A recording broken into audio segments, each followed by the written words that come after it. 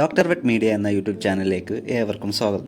ഇന്ന് നമ്മൾ നോക്കാൻ പോകുന്നത് ഒറ്റ നോട്ടത്തിൽ ഒന്നെന്ന് തോന്നിക്കുന്ന രണ്ട് ഡോഗ് ബ്രീഡുകളെ കുറിച്ചാണ്.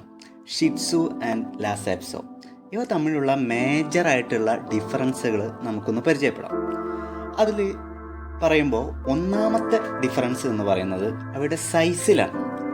ലാസാപ്സോയും ഷിറ്റ്സുമായി കമ്പയർ ചെയ്യുമ്പോൾ ലാസാപ്സോയ്ക്ക് ഇത്തിരി കൂടി സൈസ് കൂടുതലായിരിക്കും.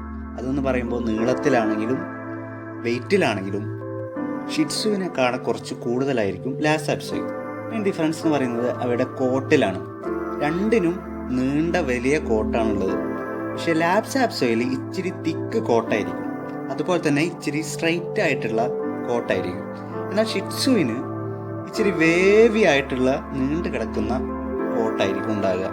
ഇവിടെ മൂക്ക് കമ്പയർ ചെയ്യുകയാണെങ്കിൽ നമ്മൾ ഷിറ്റ്സുവിൽ വായയുടെ കൂടെ ചേർന്നിട്ടായിരിക്കും നമുക്ക് നോക്കുമ്പോൾ പുറത്തുനിന്ന് നോക്കുമ്പോൾ മനസ്സിലാവും വായയുടെ അതേ ലെവലിൽ തന്നെ ആയിരിക്കും അവരുടെ മൂക്കും ഉണ്ടാകുക. എന്നാൽ ലാസാപ്സോയിലാണെങ്കിൽ ഇത്തിരി കൂടി കുറച്ചുകൂടി മുന്നിലേക്ക് മൂക്ക് പ്രൊജക്റ്റ് ചെയ്തിട്ടുണ്ടാവും. അടുത്ത ക്യാരക്ടർ ശ്രദ്ധിക്കുകയാണെങ്കിൽ നമുക്ക് മനസ്സിലാവും ലാസാപ്സോയാണ് ഷിറ്റ്സുവിനേക്കാളും ഒന്നുകൂടി എനർജറ്റിക് ആയിട്ടുള്ള ഒരു ബ്രീഡ് എന്ന് പറയുന്നത്. ഫുഡ് കഴിക്കുന്നത് നോക്കുകയാണെങ്കിൽ ലാസാപ്സോ കുറച്ചുകൂടി കൂടുതൽ കഴിക്കും.